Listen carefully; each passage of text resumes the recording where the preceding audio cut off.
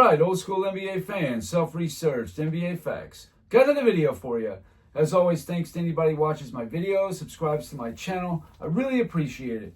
Want to give a special thanks to, once again, my man, Isle Sabag. Thanks again for the super thanks. I appreciate all you've done for this channel. Can't thank you enough. In this video here, this is the reason for me why LeBron James could never be not just the GOAT, but even in the top 5. I did a rankings a couple days ago, and I used a point system with criterias. Therefore, the numbers kind of fell where they fell. But I just think the 2009 through 2011, it was really what put LeBron James behind the 8 ball. Whatever he did after that, you can't erase those 3 seasons. And it's not like it was immaculate from 2012 to the present day. He had failures in there. 2022 comes to mind right away. That was a big one. Not to mention this last year, 50-win team, got Luka and all that. Of course, everybody's making all the excuses. The coach's fault, the GM's fault. Luka's not in shape. Anything but LeBron. It can't be his fault, of course. He does have the bubble ring. Absolutely. He made all those trips to the finals. And that's great. And he does get credit for that. No doubt. The media can't stop talking about it. At the end of the day, the competition wasn't really that great. But why did LeBron had the best team he ever had in 2009, record-wise? Miami was also 66 wins. 2009 was also a 66-win team. Why did you not make it to the finals in that season? 66 wins. Why not? 2009 is often just shrugged off as supporting cast wasn't very good. Same thing with 2010. 2011 is the one that they know they can't get around, so they just acknowledge it and move on kind of thing. But why not? Why is 2009 and 2010 just glossed over and given a pass for? And I'm going to play you a clip of Shannon Sharpe trying to make excuses for LeBron getting beaten those years and why he was just so outmatched. Here you go. Hey, Skip. He said the C's didn't fear LeBron because we didn't feel he could beat our 5. He's talking about 3 first-ballot Hall of Famers: Ray Allen, Kevin Garnett, Paul Pierce. Rondo is a fringe. We will remain to be seen. And they're talking about beating a 24, 25-year-old LeBron James. Now, that was, Skip, think about this. It was KG, Ray Allen, Paul Pierce, Rondo, Kendrick Perkins, Tony Allen, and Rasheed Wallace came off the bench, going against LeBron James, Mo Williams, Antoine Jameson, Tony Parker, 37-year-old Shaq, and Anderson Varejao. He talking about wanting to win a championship. He had to go link up. So what Bron did said, hold on. It's basically 3 against 1. Well, let me go get me 2 others. D-Wade, what you think, bro? CB, what you think? Okay, let's do it. Now it's a fair fight. It's your 3, big 3, against my big 3. You heard all that. He tried to make excuses. Well, Shannon Sharpe is saying that LeBron at 24, 25 years old is what? Too young? He won the MVP in both 2009 and 2010. How does age have anything to do with it? So that's too young. Got it. He mentioned Shaq being 37. So that's too old, right?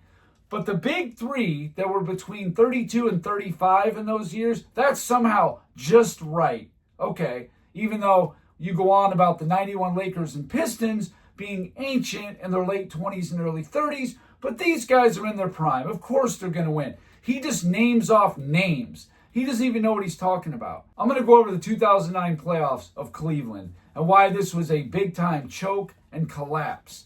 People act like what? Kobe had some extraordinary supporting cast in 2009? Maybe marginally better. But the numbers don't bear that out. In fact, get a load of this. 2009 Cleveland Cavaliers were 66-16. Including the playoffs, they were 76-20. That is an awesome record. Awesome. They were the 4th ranked offense in the NBA, 3rd ranked defense in the NBA, the number 1 net rated team, meaning they're the best team in the NBA. You want to get caught up on an individual player or whatever, doesn't matter. It was as a group.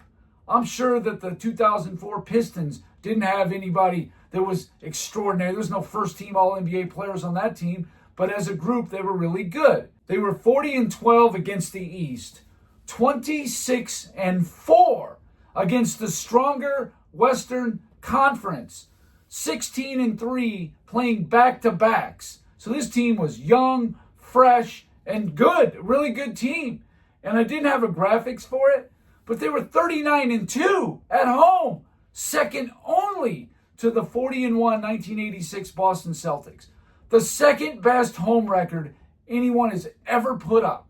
The exact same as the 96 Bulls. But we're supposed to believe this team was just simply playing over its head. LeBron carried them to a 66-win team, but he could only carry the Miami Heat in 2014 to 54 wins. Does that make any kind of sense to you at all? No, doesn't to me either.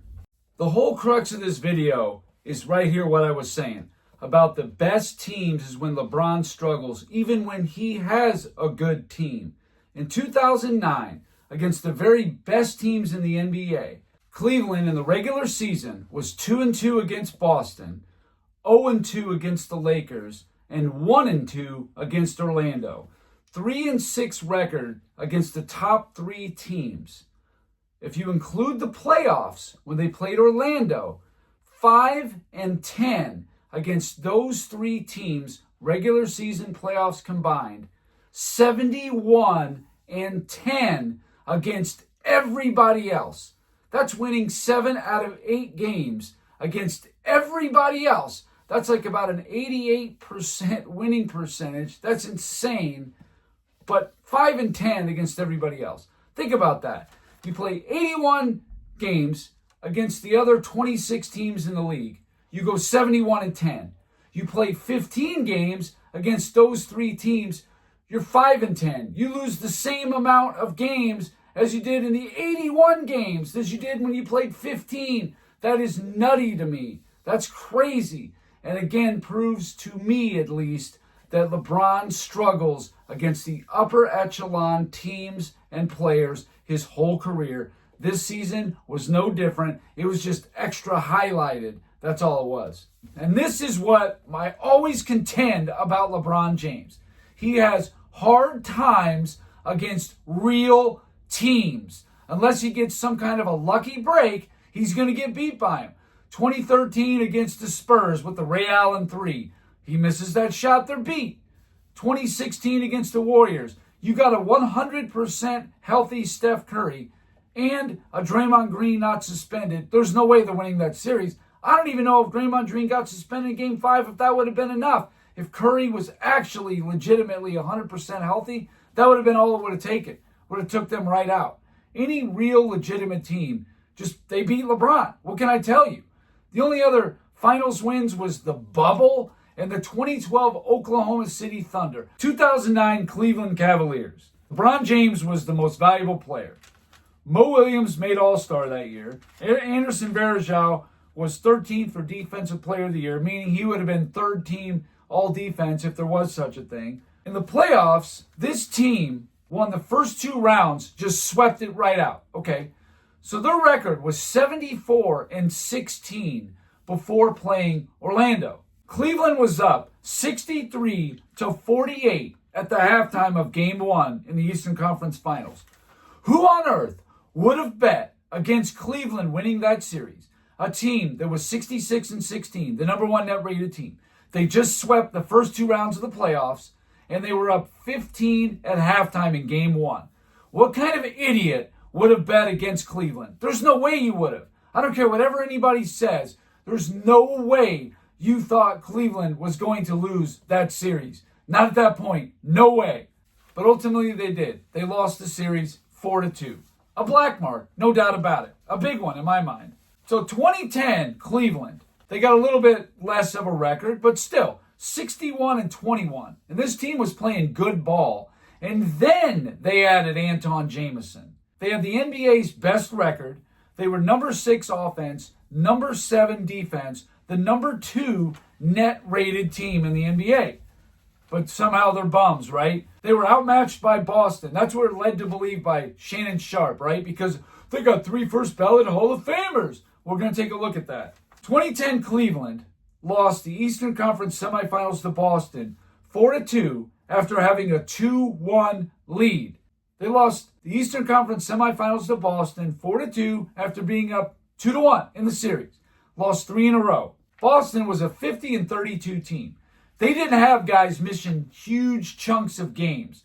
Sure, I think Kevin Garnett missed like 13. I think it was Pierce or Allen missed like 11. Yeah, little things like that, but there was nobody missing like 40 games or something. No, nothing like that.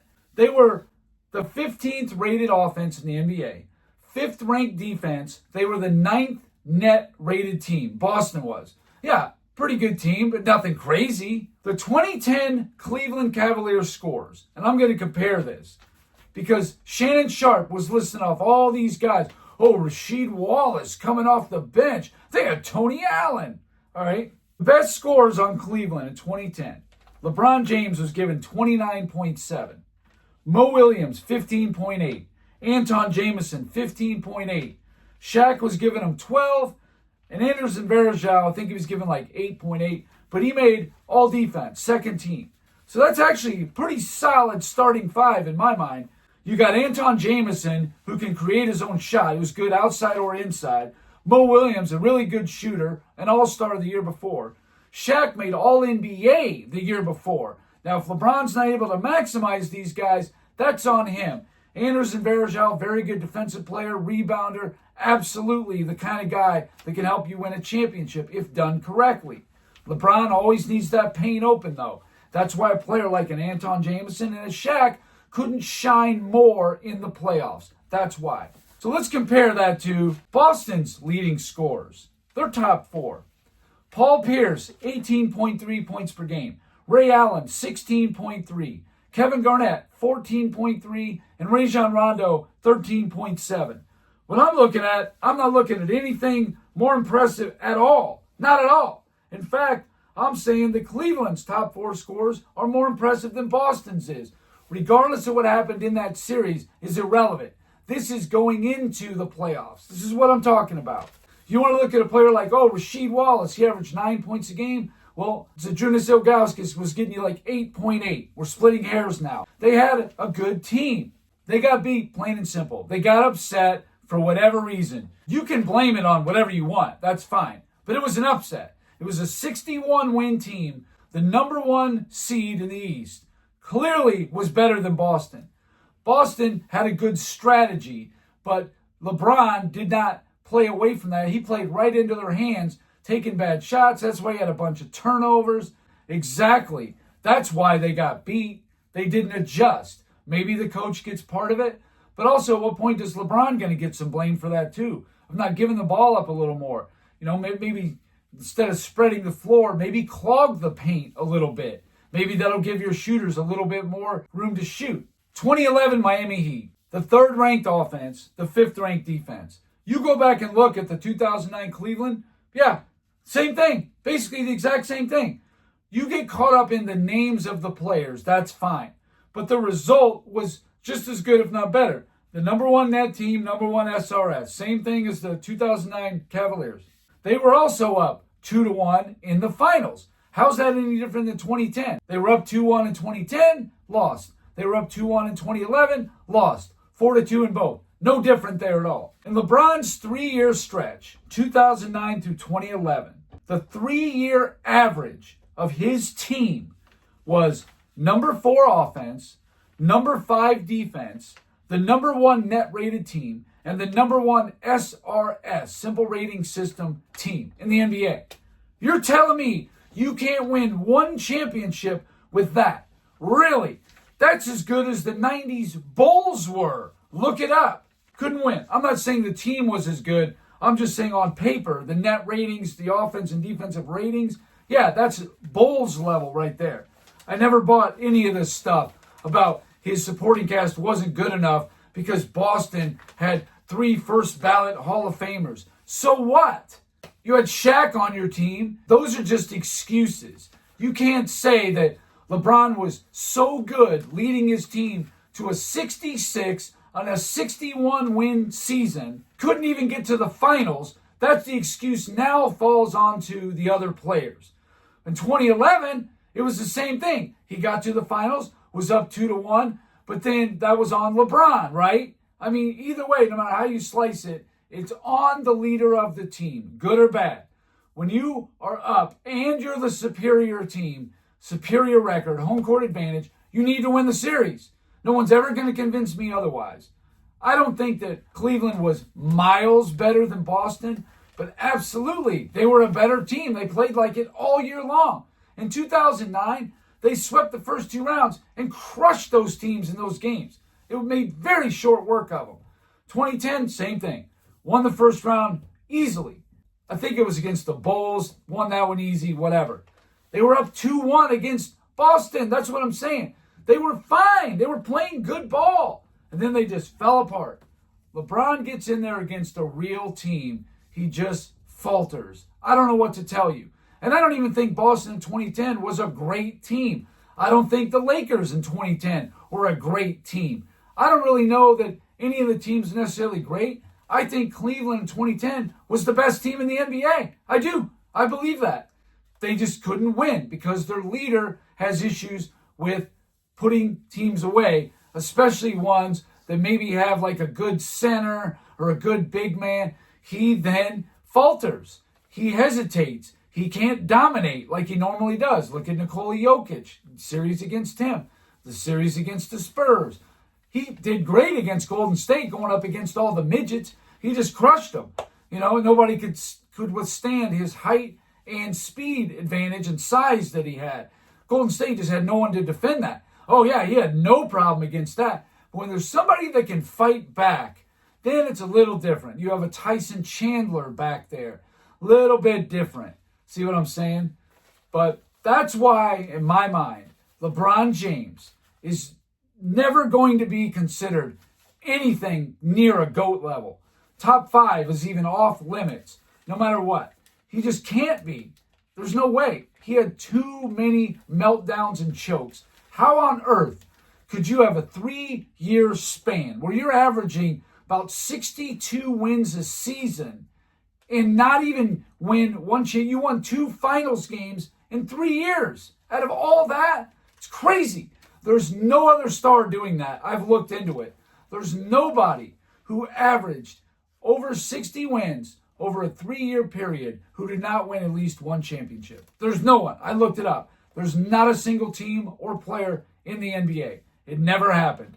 You come to your own conclusion about it. I got my own conclusion, and that's that. Anyway, that's all I got for this video. Thank you guys for watching. If you liked it, please hit the like button. If you wouldn't mind sharing the video, that would be great.